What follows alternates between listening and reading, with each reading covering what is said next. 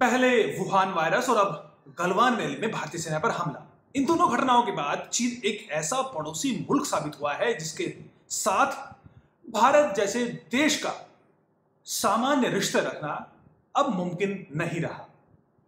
अब एक ऐसा समय आ गया है जब चीन को उसी की भाषा में जवाब देना होगा। लेकिन ये जवाब कैसे संभव होगा? ये जवाब कैसे दिया जाएगा? क्या ये जवाब सैन्य स्तर पर दिया जाएगा? क्या ये जवाब राजनयिक स्तर पर दिया जाना चाहिए? क्या ये जवाब इकोनॉमिक फ्रंट पर दिया जाएगा? ऐसे बहुत सारे सवाल हैं जिस पर बात करने के लिए हमारे साथ हैं चीन मामलों के जानकार पी स्तोब्दान, जो कि इससे पहले राजनयिक रह चुके हैं और जाने माने एकेडमिशियन हैं। सर, आपका बहुत बहुत स्वागत है।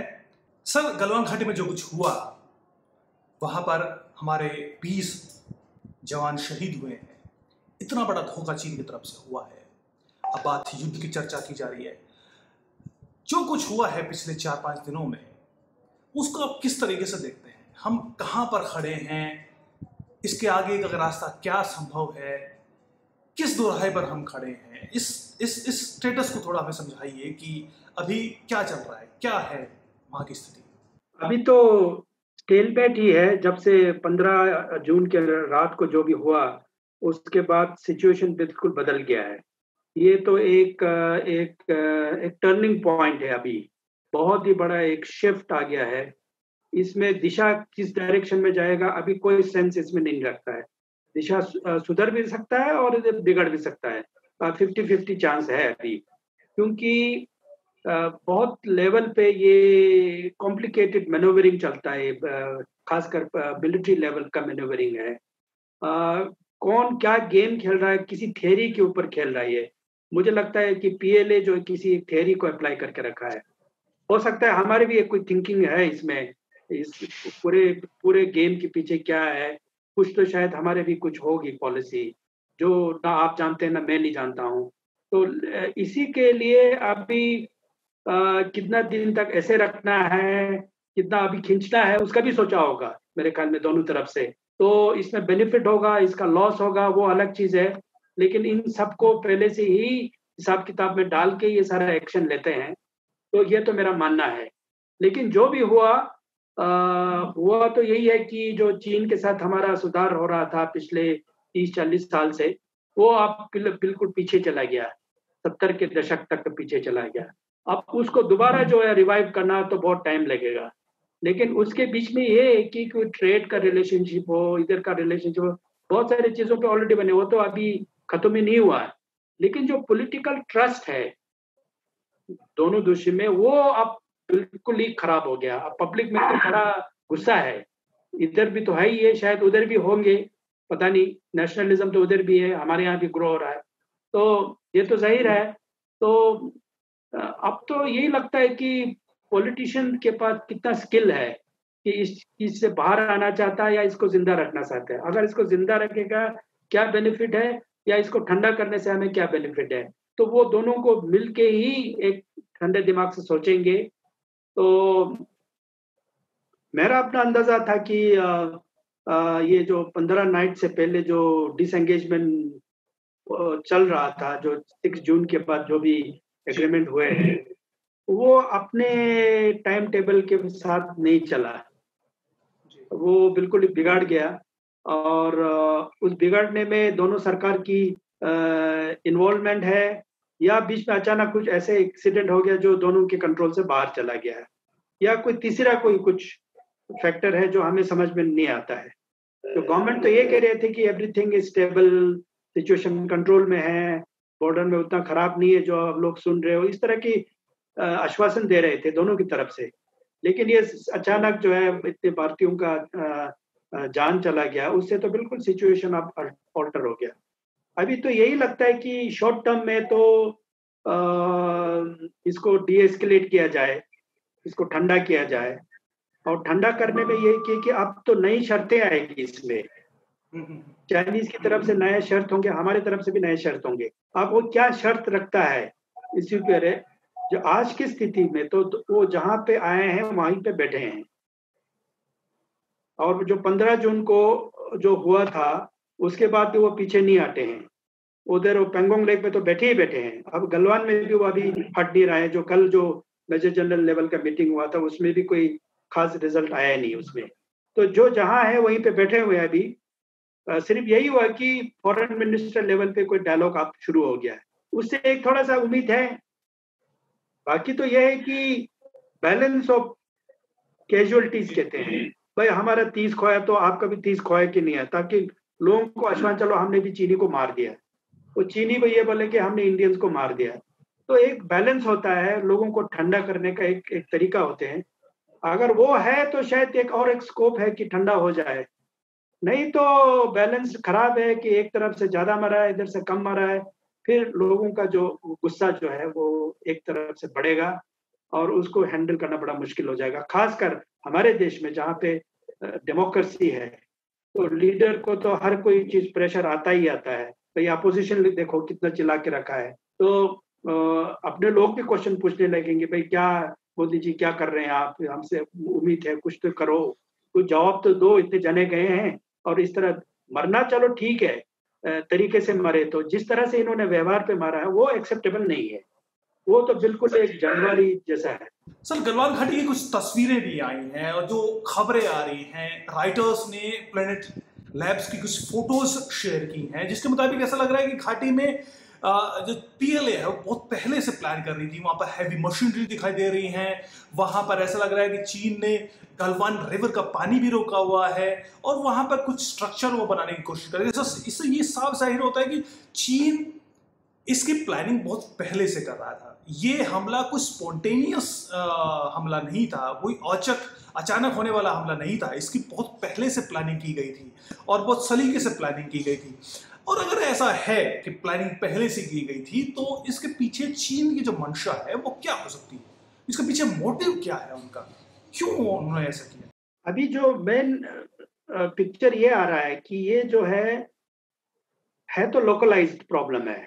ये बीजिंग के कहने से नहीं हुआ है। लोकलाइज इसलिए है क्योंकि जो वहाँ के जो मिलिट्री थिएटर है, जिसको वेस्टर्न मिलिट्री थिएटर कहते हैं, उसको ऑटोनॉमी है। देखिए चाइना के बहुत सारे थिएटर है, ईस्टर्न थिएटर है, सेंट्रल थिएटर है, नॉर्दर्न थिएटर है, वेस्टर्न थिएटर है। वेस्टर्न थिएटर में दो रीजन आता है, तिब्बत और ये सिंकियांग। इसके जो वो है, उनको ऑलमोस्ट एक ऑटोनॉमी की तरह चलता है पीएलए। जैसे हम कहें कि जितने भी राजनीतिक लोग, ब्यूरोक्रेटिक लोग हमारे आर्मी के ऊपर प्रेशर मारेगा कि भाई सियाचिन ग्लेशियर से आप हट जाओ, हम पाकिस्तान के साथ दोस्ती चाहते हैं, आर्मी कभी नहीं मानेगा। कश्मीर में भी आर्मी का बहुत से होता है, पब्लिक का ज्यादा से नहीं है जितना आर्मी का से है, क्योंकि उन्होंने 20-20, 30-30 साल से वहां पे एसेट बना के रखा हुआ है, इंफ्रास्ट्रक्चर बना रहे हैं। उसको छोड़ के आप आ जाएंगे तो दोबारा बिल्ड करना बड़ा मुश्किल हो जाता है। तो इसलिए ये जो दो रीजन है चाइना के, तिब्बत और सिंकियांग, जो वेस्टर्न थिएटर कमांड कहते हैं, उन लोगों का ज्यादा चलता है डिसीजन मेकिंग में। बीजिंग का नहीं चलता, बीजिंग बहुत दूर है यहाँ से, उधर से। तो मुझे लगता है कि ये जो पीएलए के वेस्टर्न मिलिट्री थिएटर कमांड है, उनको एक स्पेशल, एक स्ट्रेटेजिक ऑटोनॉमी है, उनको एक डायरेक्शन दिया हुआ है कि भाई अपने बॉर्डर को संभालने के लिए जो मुझे करना तुम करो, पीकिंग से पूछने की भी जरूरत नहीं है। तो ये कि पीकिंग से ऑर्डर आया या शी जिनपिंग ने दिया या कोई फॉरेन मिनिस्टर ने दिया, मैं इसकी चीज के नहीं लगता है कि ये वहां से आया है। ये लोकल कमांडर लेवल पे इन्होंने बदमाशी किया है और इसके लिए फुल प्रिपरेशन पहले से हुआ है। तीसरा ये बात ये है कि ये 2017 से ये जो मारा पीटी चल रहा है, मुक्कम दुक्कम, ये जो भी पत्थर वत्थर मारना दोकलम के टाइम से शुरू हुआ था, उसी जगह पे पेंगोंग लेक के ऊपर पिछले साल भी हुआ था। तो क्या होता है कि अक्सर लोगों के दर्द जो है वो भूला नहीं होता है, गुस्से, खासकर जवान जो होता है। अगर आपको भी पोस्ट में रखा जाए, आपको किसी न किसी के साथ खुंदक लगा हुआ है कि अगर सेटलमेंट से पहले मैं आपको एक धक्का तो पक्का मार के आऊंगा। आप में भी एक इच्छा होगा कि उसने मुझे 2 मुक्का मारा था, मैं उसको 3 मुक्का जाते जाते मारूंगा।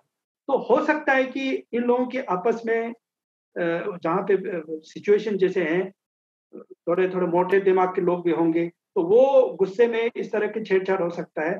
तो उसको कोई पॉलिटिकल डायरेक्शन कहीं से आया होगा, ऐसा तो मुझे नहीं लगता है। उसको लोकलाइज्ड, तो जो डिसएंगेजमेंट होने वाला था उस टाइम पे गड़बड़ हो गया।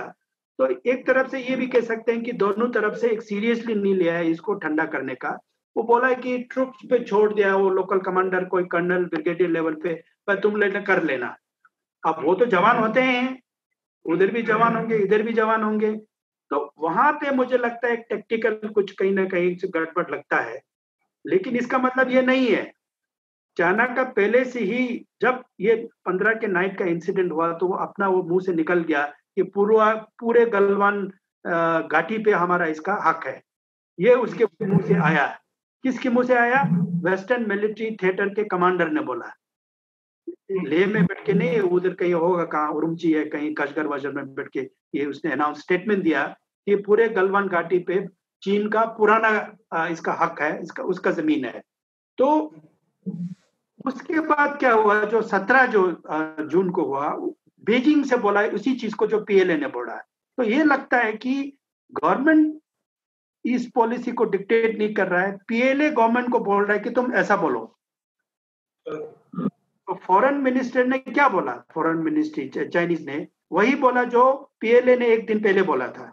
तो भारत की तरफ से वायलेशन हुआ है, भारत की तरफ से प्रोवोकेशन हुआ है। अपने लोगों को कहो कि पीछे जाओ, ये गलवान नदी जो है, ये पूरा गलवान नाला जो है, ये पूरा हमारा है। ये जो पीएलए ने बोला वो चाइनीज सरकार ने भी बोला है। तो लगता है उस लेवल पे ये एक लोकलाइज्ड डिजाइन था, लेकिन है तो स्ट्रेटेजिक है ही ये। मुझे ये लगता है कि जो पीएलए जो इस एरिया में रहते हैं उनको एक स्पेशल मैंडेट है। उस मैंडेट में ये लगता है कि तुम्हारा ये ड्यूटी है कि इनकी जितने भी बड़े बड़े प्रोजेक्ट हैं, बेल्ट एंड रोड है, सीपीईसी है, अभी नेपाल के साथ भी उनका बहुत बड़े बड़े प्रोजेक्ट चल रहे हैं, इसकी सुरक्षा करना सिर्फ पीएलए के हाथ में। जो भी करना है तुम्हारा काम है, करो, हमसे मत पूछो। तो उस जो लद्दाख में अभी जो है, लद्दाख के आसपास जो है, इनके सारे प्रोजेक्ट गुजर रहे हैं, इधर जा रहे हैं, इधर जा रहे हैं, कॉरिडोर बन रहे हैं, सीपीसी बन रहा है, तिब्बत सिंकियांग का रोड है, जैसे नेपाल में कुछ, ये लिपुलेख भी तो सामने तो है। तो उसके चक्कर में वो बिना समझे जो है ना, ये पीएलए बड़ा हार्डकोर होता है, वो एंटी इंडियन भी है। मैं ये नहीं कहता हूँ फॉरेन मिनिस्ट्री एंटी इंडियन नहीं है, चाइना में भी ऐसा बहुत सारे फैक्शन है, डिपार्टमेंट है जो प्रो पाकिस्तानी होता है, एंटी इंडियन होता है, कुछ थोड़ा सा इंडिया को फेवर भी करने वाले भी बहुत हैं, एकदम कट्टरपंथी भी वहाँ बहुत है। तो इस तरह देखना कि एक चाइना एक मोनोलिथ कंट्री है, इतना बड़ा, एक कम्युनिस्ट पार्टी का चलता है, अम्ब्रेला है उसके अंदर, लेकिन अंदर बारीक से जाएंगे तो जाओगे तो इसकी इंटीरियर मिनिस्ट्री का अलग कुछ है, फॉरेन मिनिस्ट्री का कुछ अलग है, मिलिट्री का कुछ अलग है, पीएलए की और सोच है। अगर देखेंगे तो पीएलए और पाकिस्तान का इतना दोस्ती है, वो गवर्नमेंट को भी नहीं मानता है। तो इसी तरह इनके अंदर की जो अंडर करंट्स है उसको हम ठीक से समझ नहीं पाते हैं, कहाँ से क्या हो रहा है। तो उनको पूरा पता है कि हमारे यहाँ क्या हो रहा है, हमारे कोविड का क्या सिचुएशन है, स्टेट सेंटर का क्या रिलेशनशिप है, वो सब भी वो स्टडी करते होंगे। तो ये है। और पीएलए जो है अपने डिसीजन लेके भारत इसको स्थिति को चेंज करना चाहता है। ये भी हो सकता है कि वो आप इसके बाद बॉर्डर को सॉल्व करना चाहता है, जितना खींचना खींच लो जमीन, और इंडिया को थोड़ा पश्चिम की तरफ भगा लो, और जो शायोक वैली जो है उसका टारगेट लगता है वहां से बाउंड्री बनाने का। जो भी सर ये हालात तो अब इंडिया चीन के बीच बदतर हो चुके हैं। आप सेंट्रल कमांड की तरफ से सीसीपी की तरफ से आदेश आया, फिर पीएलए ने खुद ऐसा ऐसा किया, वो अलग मसला है। भारत के साथ जो हालात है, भारत के जो संबंध है, वो अब एक लेवल से ऊपर जा चुके हैं। अब वो सुधार की तरफ दिखाई नहीं देते। ऐसी स्थिति में भारत के 20 जवान गए हैं, भारत को क्या करना चाहिए, किस और आगे बढ़ना चाहिए? दोबारा संबंध सुधारने की तरफ बढ़ना चाहिए, या फिर कहीं ना कहीं जो आवाजें उठ रही है इसका बदला लिया जाए, बदले की तरफ आगे बढ़ना चाहिए? भारत की स्ट्रेटेजी क्या होनी चाहिए? देखिए, एक तो जो पहले अप्रैल का जो स्थिति था ग्राउंड में, जमीनी हकीकत है, उसको तो वहां पर लाना पड़ेगा कि भाई जो अप्रैल 25 या अप्रैल 26 को जैसे था उस पर आप रिस्टोर करो, आप हट जाइए, पहले जहां थे आप चले जाइए, उसके बाद हम बात शुरू करते हैं। तो मुझे ये लगता है कि अगर चाइना हटता है तो ठीक है, नहीं हटे तब तो कुछ ना कुछ तो बनता ही है।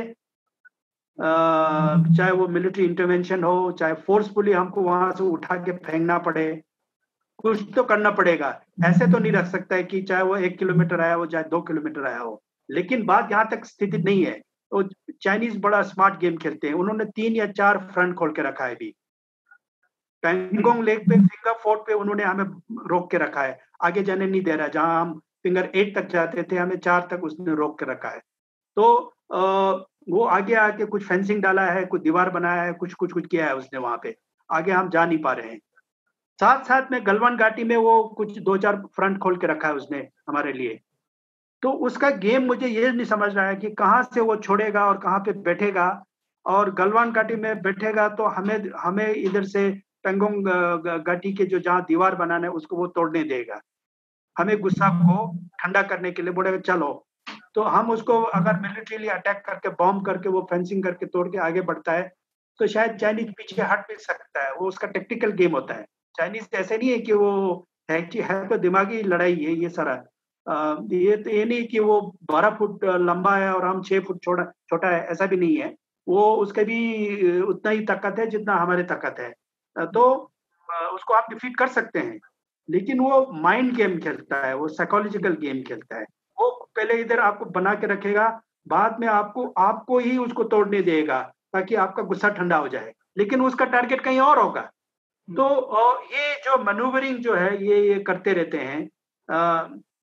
तो वो स्कोप तो शायद उसने भी छोड़ा होगा कि ठंडा करने के लिए क्या सिचुएशन है, उन्होंने भी कोई एक स्पेस वहां पर उन्होंने रखा होगा। तो मुझे ये लगता है कि लेकिन कोई फुल स्केल वॉर होने का, युद्ध होने का तो मुझे नहीं लगता है। लिमिटेड वॉर हो सकता है। हमको तो एविक्ट करना पड़ेगा, जिस तरह भी करना पड़ेगा। लेकिन मैं ये मानता हूं, खासकर ये बीजेपी सरकार का एक अपना एक ब्रॉड फिलॉसफी है। देखिए जितने भी एसिमेट्रिक पावर है, चाइना पावरफुल है, इंडिया लेस पावरफुल है, जो भी हो, लेकिन दिमाग लगाने से ना पावरफुल की छुट्टी करा सकता है। अटल बिहारी वाजपेयी जी के टाइम पे क्या किया था 89 में, जून 89 में हमने परमाणु बम फटवाया था 89 में। उसके बाद चीन के बाद हमने बराबर का लिया है। डिटरेंस वैल्यू कहते हैं, चीन को भी डरा दिया, खबरदार मैंने भी बॉम्ब बनाया है। वो क्या था, वो स्मार्ट पॉलिसी था, स्मार्ट। उसके बाद हाल ही में देखिए पिछले साल का हमने बालाकोट स्ट्राइक किया। बालाकोट स्ट्राइक में कितना आदमी मरा या नहीं मरा वो इम्पोर्टेंट नहीं है। बालाकोट में हमने जो रोज रोज का बम फूटते थे टेररिस्ट का, आतंकवाद का, उसको हमने रोकवाया। कैसे रोकवाया? एक स्मार्ट पॉलिसी के थ्रू, समझ के। तो एक इलेक्ट्रॉनिक वो उसके गाइडेड मिसाइल से हमने बालाकोट में स्ट्राइक करके टेररिज्म के मुद्दे को ही एक स्ट्रोक में हमने रिवर्स कर दिया। अभी तीसरा ये है कि अब चाइना का प्रॉब्लम आ गया। ये चाइना का प्रॉब्लम इसलिए कॉम्प्लिकेटेड है, हमारे दिमाग में 62 के लड़ाई के जो हार का जो है ना, वो हमारे अभी में दिल को तंग करता है, अभी भी सताता है। हम परेशान है, साइकोलॉजिकल एक बर्डन है हमारे उसपे। उसको हमसे लोगों से इसको बाहर कैसे निकले? लड़ाई करने से तो होगा नहीं, पूरा लड़ाई करने से तो होगा नहीं, लेकिन एक स्मार्ट पॉलिसी चाहिए हमारे पास। वो स्मार्ट पॉलिसी थ्रू ये देखा पाए कि चीन को भी हमने आप नीचे कर दिया है। वो सिंबॉलिक भी हो सकता है, वो एक छोटी सी चीज भी हो सकता है, लेकिन लोगों को ये एहसास हो कि तुम उस बीमारी से बाहर आ जाओ। 70 साल तक जो हमने इसको खत्म नहीं कर पाया, 70 तो नहीं हुआ, 60 साल हुआ, ये इससे आप अब बाहर आने का एक मकसद ढूंढ रहे हैं, एक रास्ता ढूंढ रहे हैं। तो ये जरूरी है, एक एक्शन तो लेना पड़ेगा जैसे भी हो, ताकि लोग भी खुश रहे। लेकिन ये नहीं कि चीन हम दुश्मन है, चीन को आप पाकिस्तान मत बनाइए, ये इम्पोर्टेंट नहीं है। क्योंकि चीन आपको रोज आके भारत के, इंडिया के सिटीज में आके बॉम्ब नहीं फेंकता, वो आपके लोगों का बार बार जान नहीं लेता। ये जो कल हुआ है वो एक अनफॉर्चुनेट है, लेकिन ये जो पाकिस्तान रोज आके हमें मारते हैं वो चीन नहीं करता है। चीन का हमारा प्रॉब्लम दूसरा है। चीन का हमारा प्रॉब्लम है बैलेंस ऑफ पावर। वो उसको एक डोमिनेट करना चाहता है पूरे रीजन को, विश्व को, और वो थोड़ा सा एग्रेसिव बन के, वो हमें पसंद नहीं है। हम कह रहे हैं मिलजुल के चलो यार, तुम भी आओ हम भी चले, ये इसको करते हैं। तुम मुक्का बोधी का ऐसा ऐसा करके छाती दिखा के आओगे, ये एक्सेप्टेबल नहीं है। तो यहाँ का लड़ाई दूसरा है, ये ऐसा जो पाकिस्तान के साथ करते हैं ये वाला नहीं है। इसलिए हम सोच समझ के चीन के साथ डील करते थे अभी तक। लेकिन जो 15 जून के जो हुआ है ये बहुत गलत हुआ है। चाइना ने ये थोड़े बहुत गलती किया है, बहुत ही गलती किया है। तो इसको तो अपना प्राइस चुकाना पड़ेगा जैसे भी हो, चाहे इकोनॉमिक प्राइस चुकाए, चाहे मिलिट्री प्राइस चुके, कुछ ना कुछ तो होना चाहिए। मेरा अगला सवाल भी कुछ ऐसा ही था सर कि जो फुल स्केल वॉर है वो तो अब उतना पॉसिबल, उतना फिजिबल आइडिया नहीं दिखाई देता, लेकिन दो और फ्रंट है, इकोनॉमिक फ्रंट पर या फिर जो डिप्लोमेटिक फ्रंट है उस पर भारत बहुत आसानी से एक अच्छी सोची समझी रणनीति के तहत आगे बढ़ सकता है। और जिस तरह के हालात बने हुए हैं कोविड के चलते, चीन आज पूरी दुनिया में अलग थलग दिखाई देता है। और चाहे वो ऑस्ट्रेलिया हो, यूएस हो, यूके हो, जापान हो, उसके आसपास आप देखते हैं कि हांगकांग में क्या हालत है, वियतनाम के साथ चीन के क्या संबंध हैं। तो और जो देशों को मैंने नाम लिया वो तमाम देश चीन के खिलाफ एक स्वर में खिलाफ खड़े दिखाई देते हैं। तो क्या ऐसी स्थिति में भारत के लिए ये एक पॉजिटिव एस्पेक्ट रहेगा कि ऐसी स्थिति में अगर भारत लीड लेता है राजनीतिक स्तर पर चीन के खिलाफ, क्या उसमें कामयाबी मिलने के आसार हैं? या फिर इकोनॉमिक फ्रंट पर अगर जिस तरह से बॉयकॉट चीनी प्रोडक्ट्स के बॉयकॉट की बात की जा रही है, वहां पर हम कहीं ना कहीं चीन को हिट कर सकते हैं। क्या स्थिति जायज होनी चाहिए? क्या स्थिति बेहतर तरीके से एक्सप्लोर की जानी चाहिए? यहाँ पर हमें कितनी सफलता मिलने के आसार दिखाई देते हैं इस मामले में? देखिए, ये जो टेंशन हो के करीब 1.5 महीना हो रहा है अभी, ठीक, 1.5 महीना छोड़ दीजिए। पिछले 15 जून से जो 2 दिन मंडे के रात से हुआ है, आज शुक्रवार है, पिछले 4 दिन में तो विश्व के कोई भी हमारे दोस्त हो, एलाइज हो, फ्रेंड हो, हमारे सपोर्ट में आता हुआ नजर नहीं आ रहा है। देखिए, इतना होने के बाद भी ट्रम्प जी कुछ बोल नहीं रहे हैं, उल्टा अपने इलेक्शन के लिए चीन के साथ सौदाबाजी कर रहा है, हमें लग रहा है वो। जहां तक रूस का है, हमारा पुराना मित्र है, वो भी लगता है थोड़ा सा रूठा हुआ है, वो भी न्यूट्रल कुछ कह रहे हैं, कोई हमदर्दी तो उसको रहने, उल्टा वो पाकिस्तान के साथ ज्यादा उसका उठना बैठना हो गया है। ये तो हकीकत की बात है। और आपके साथ कौन आ सकता है? यूरोपियन यूनियन आएंगे, लेकिन देखिए विश्व में जितने भी कंट्रीज है, 170-180 कंट्री है, वो हमारे लिए चीन को साथ उसना अपना रिलेशन क्यों खराब करेगा? ये एक छोटी मोटी समझ में है, हमें भी इसको समझ में आना चाहिए। क्यों हम इस चीज को भरोसा करें कि दूसरा हमारे लिए लड़ाई करने आए? हमारे में ऐसा कौन सा क्या चीज है? हमारे मार्केट में तो उतना नहीं है जो चीन के साथ है। इकोनॉमी देखिए, हमारे से बहुत बड़ा इकोनॉमी है चाइनीज। तो लोगों का चीन के साथ, अब ये कोविड के चक्कर में तो ठीक है, बाकी लोग हमें उकसा के कोविड के चक्कर में भी आगे डाल दिया है, लेकिन असल में तो हमको आगे देने के बाद पीछे से तो वो अपना सौदा करता है।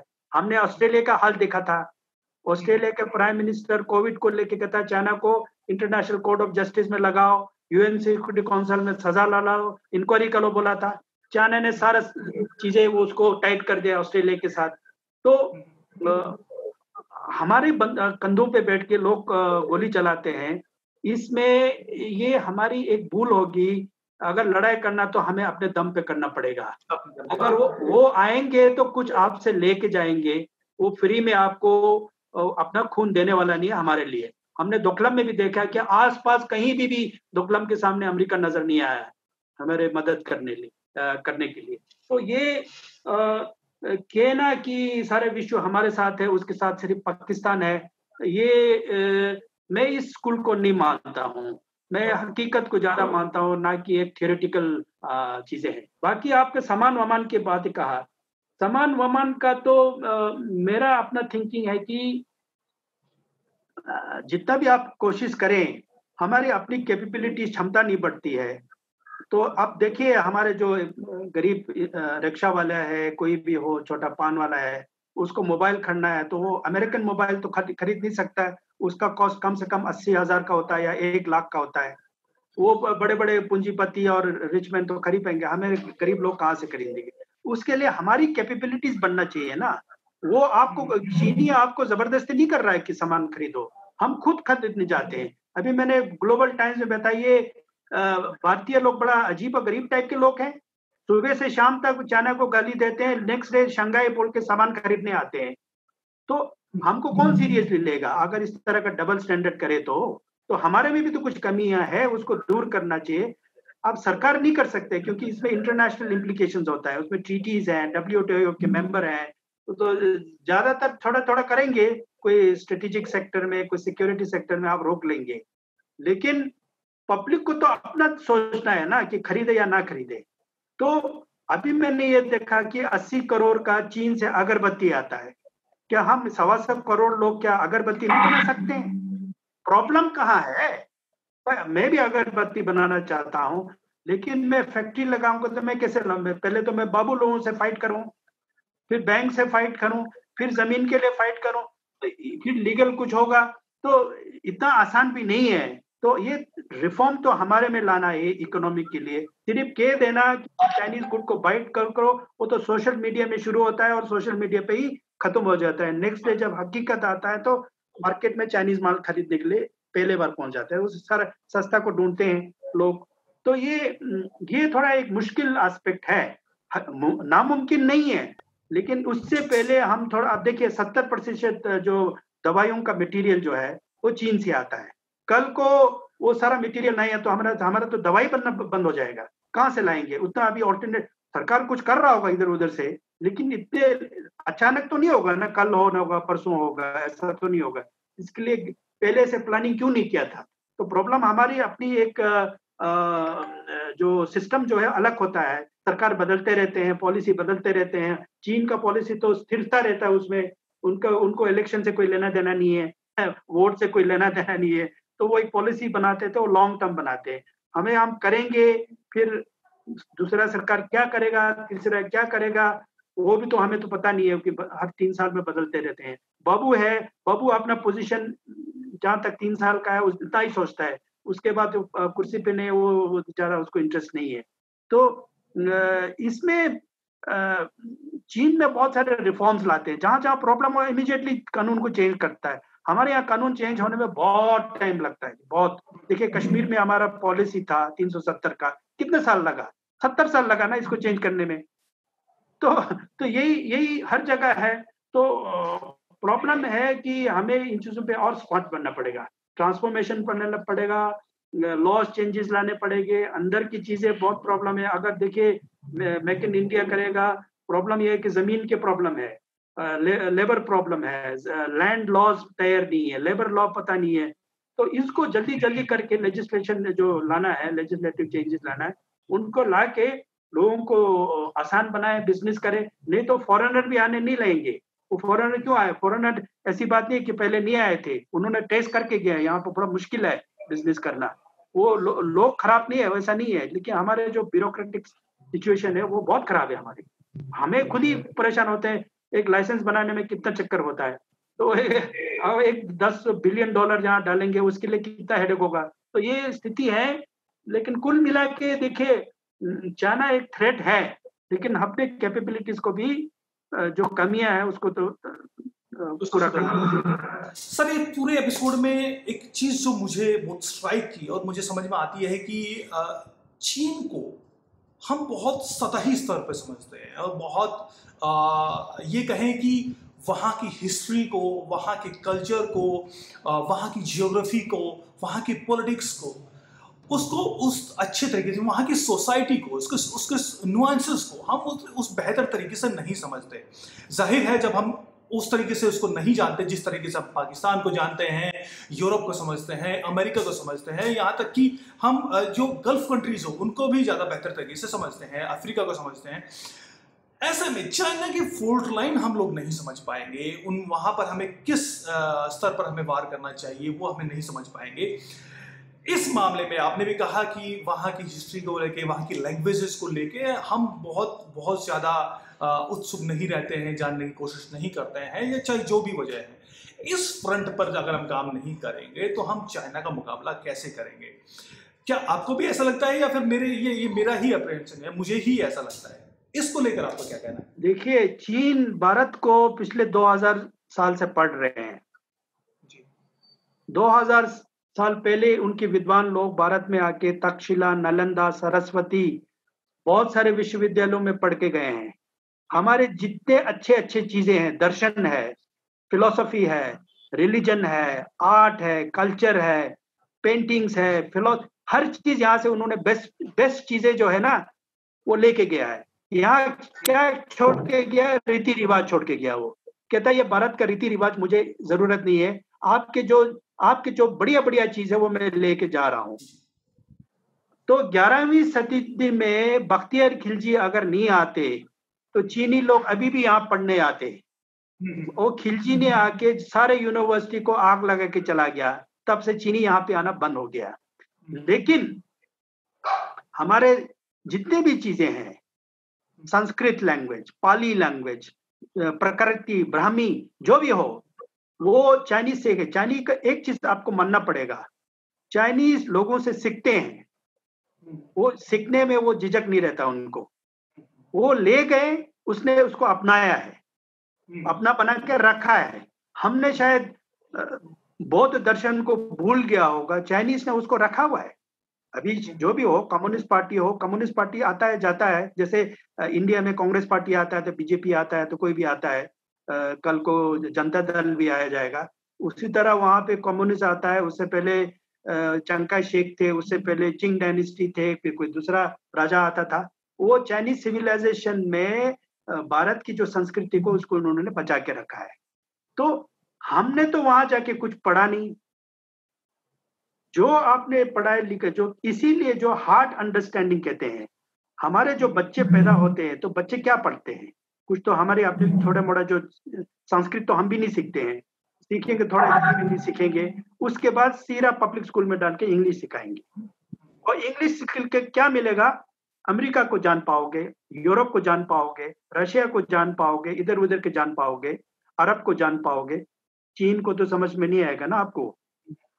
अगर तो कोई भारतीय संस्कृत भी ठीक बोलता है तो चीन को समझ पाओगे आप। चीनी का दिमाग जो है संस्कृत से बना हुआ है। उनके दर्शन जो है ना पाली और संस्कृत से उसको कंडीशन किया हुआ है। लेकिन हम संस्कृत खुद ही नहीं बोलते हैं, हम इंग्लिश बोलना ज्यादा प्रेफर करते हैं। तो जितने भी विश्वविद्यालय आजादी के बाद प्रोड्यूस किया है, पता है कौन सा साइनोलॉजिस्ट हमने प्रोड्यूस किया है? जो थोड़ा बहुत था पहले था वो ब्रिटिश इंडिया ने किया था, राहुल संस्कृत नित्यन एक वो था, और रघु क्या है, ये बहुत सारे जो पुराने विद्वान थे वो अंग्रेज के ईस्ट इंडिया कंपनी ने स्कॉलरशिप पे किया था। मॉडर्न इंडिया में तो कोई स्कॉलरशिप है नहीं है, कट एंड पेस्ट है। आप इधर जाइए जवाहरलाल यूनिवर्सिटी में, सो कॉल्ड चाइना एक्सपर्ट और साइनोलॉजिस्ट को उनको खाक पता नहीं है, वो टैंक गिनते रहते हैं। उधर इतना टैंक है जी, इतना मिसाइल है जी, इतना वो है, वो गिन के क्या करेंगे आप बताइए? वो तो पेड़ गिनने वाली बात है ना। जंगल को तो कुछ पता नहीं है, लेकिन पेड़ आप गिनते रहिए, 1 पेड़ 2 पेड़ 4 पेड़ 1000 पेड़ गिनते रहिए, उससे आपको पता नहीं लगेगा जब तक पूरे जंगल को नहीं समझोगे। तो चीन का ये है कि जितना मर्जी कोशिश कीजिए, हमारे में अंडरस्टैंडिंग बहुत कम है। चाइनीज को समझना कोई पॉलिटिकल साइंस नहीं है, चाइनीज को समझना एक पॉलिसी भी नहीं है, चाइनीज को समझना कोई मिलिट्री साइंस भी नहीं है। चाइनीज का समझना एक तरह का आर्ट है, एक उसका एक दूसरा टाइप का माइंडसेट चाहिए। वो इंग्लिश पढ़ के आप अंग्रेजी समझ में आता है, अमेरिका अंग्रेजी पढ़ के आप चीन को नहीं समझ पाओगे, उसके डीप सिविलाइजेशनल चीजें हैं। तो हमने वो कैपेसिटी नहीं है। चीन ने देखिए पहले इंडिया सबसे ज्यादा चीन जानता है भारत के बारे में, तो अभी वो अमेरिका को जानने के लिए बहुत खींच लिया पिछले 30 साल से, कि अमेरिका को जाके पढ़ रहे हैं अमेरिका क्या चीज है। रशिया वो अच्छी तरह से जानते हैं, अरब वर्ल्ड जो इस्लामिक वर्ल्ड है उसको अच्छी तरह से जानते हैं। वो डील देखो ना उसकी, तो उनका कोई अमेरिका से कोई दुश्मनी नहीं है, वो एंगेज करता है, वो इस तरह खेलता है अमेरिका के साथ। अब मत रहिए कि वो दुश्मन है, मानते हैं एक दूसरे को, वो बार्गेनिंग करता है। हमारे यहाँ एक इमोशनल कंट्री है, दुश्मन बने तो दुश्मन मान लिया, दोस्त मान लिया तो दोस्त मान लिया, ऐसा नहीं होता है। आपको एंगेज करना पड़ता है इधर उधर, बड़ा चीजें होता है। ऐसा कोई नहीं है कि ये काला है ये सफेद है, बीच में बहुत सारे और शेड भी होते हैं, तो उसमें आपको तैरना पड़ता है इधर उधर। तो उस अप्रोच से हमने देखा नहीं है। अगर ये बताइए तो चीन जो है अभी, अगर वो नहीं रहे तो क्या चाहते हैं? चीन को इस्लामिक कंट्री अब हम लोग चाहते हैं क्या? वो भी तो स्थिति हमारे लिए नहीं है। अगर चीन बचा तो भारत भी बच गया।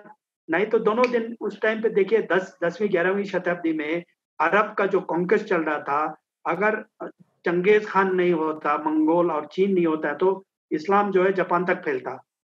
हमने तो आधा एक्सेप्ट भी कर भी लिया, भारत में तो आधा आ चुके थे।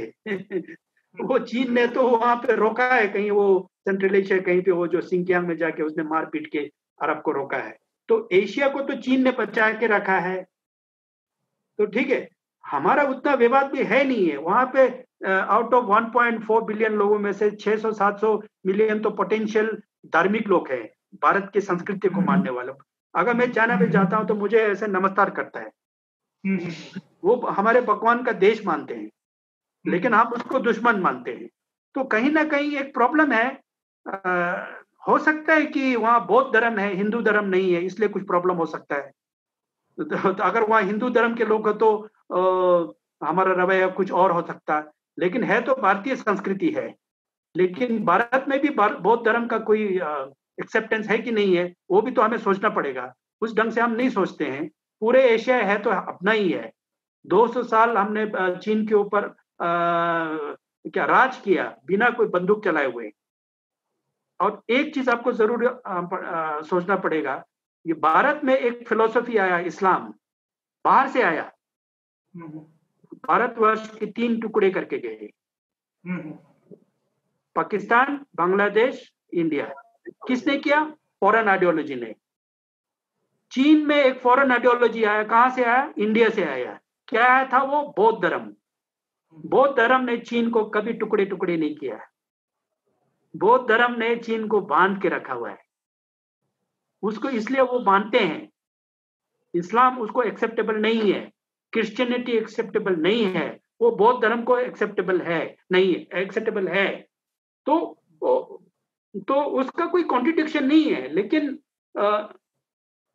कितना हम कोशिश करते हैं कि हिंदू धर्म और चीन में जो संस्कृति है उसको बहुत सामने लाए। मैं मानता हूं कि चीन में ऐसे ऐसे जगह हैं जहां पे जो याकना तांत्रिक जो हमारा हवन होता है वो हूबहू इंडियन का होता है। अगर भारत के पंडित और चाइनीज पंडित जो है दोनों मिलके हवन भी करें ना तो लोगों का माइंड ही चेंज होने वाला है।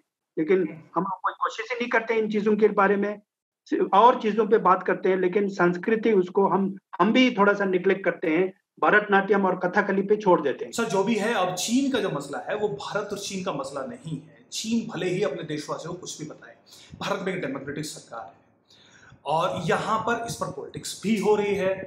तो ऐसे में अगर भारत ने कोई डिसाइसिव एक्शन नहीं लिया, भारत सरकार ने कोई डिसाइसिव एक्शन नहीं लिया, कुछ ऐसा करते हुए नहीं दिखे कि चीन से हम बदला ले रहे हैं, तो यहाँ की डेमोक्रेटिकली इलेक्टेड गवर्नमेंट के लिए बहुत मुश्किलात हो सकती हैं। जाहिर है उन्हें कार्रवाई करनी भी है और उसमें भारत के हित सधे बहुत सही तरीके से भी करनी है। ऐसा भारत को क्या करना चाहिए कि जहां पर हमें जो नापाक हरकत चीन ने की है उसका बदला भी लिया जाए और आने वाले दिनों में भारत एक महाशक्ति के तौर पर उभरे। क्या आइडियली भारत सरकार को करना चाहिए? देखिए, वो जो चीन का समझ है कि वो, मुझे लगता है कि वो एक अमेरिका के साथ प्रॉब्लम है उसका। हमको तो वैसे वो बीच में ला रहे हैं सिग्नल देने के लिए। वो अभी जो मेन झगड़े विश्व में चल रहा है वो अमेरिका और चीन की चल रहा है, और उनको ये लगता है कि भारत जो है अमेरिका का रूप ले रहा है। तो वो इशारा दे रहा है ऐसा मत क्या करो भैया, बैठे रहो अपने जगह पे, जो भी हो दोस्त करके बैठो, जहां अच्छे थे पहले सबके साथ दोस्ती करके रखो। एक तरफ उसके बाद जाओगे तो हमें प्रॉब्लम है, हम जाने नहीं देंगे, जाओगे तो फिर उसका कोई कॉस्ट भी होगा। वो इस तरह का कोई इशारा दे रहे हैं। लेकिन एक तरफ से ये भी सही है कि हमारे विदेश नीति में कहीं ना कहीं प्रॉब्लम है। जब चीन के साथ प्रॉब्लम हो रहा है तो इसका मतलब ये है कि हमारा अमेरिका का पॉलिसी ठीक से नहीं जा रहा है। आपने ज्यादा ट्रम्प वम्प किया या इधर उधर कर रहा है तो वो जरूरत से ज्यादा हो रहा है तो उसका भी कोई नतीजा आता है। रूस भी खफा है हमसे, वो भी गुस्से में है।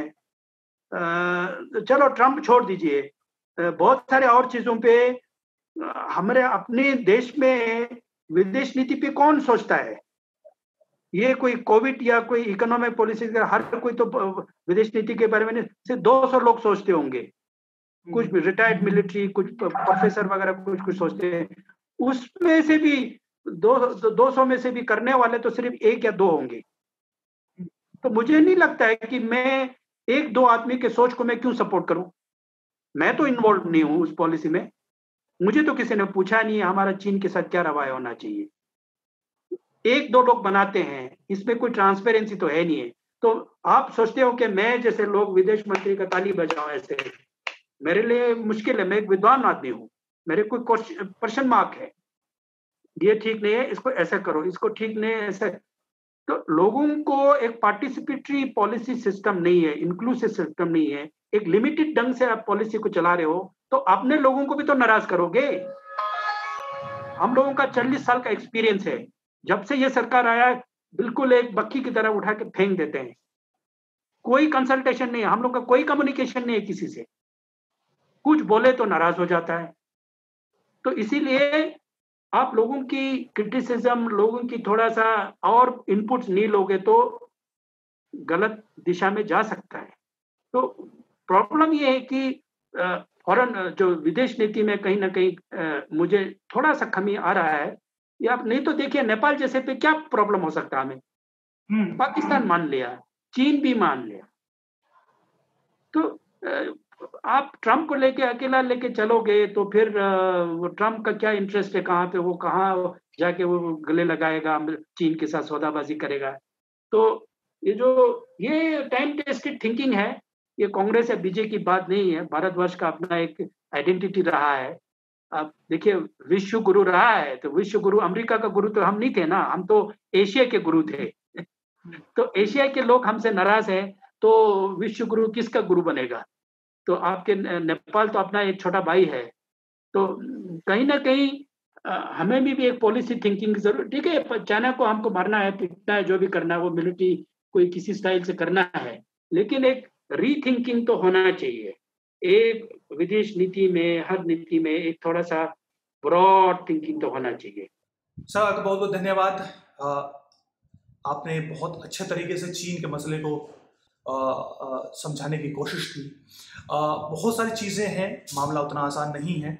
आगे भी हम इस पर बात करते रहेंगे, लेकिन आज के लिए बहुत बहुत धन्यवाद। धन्यवाद, नमस्कार।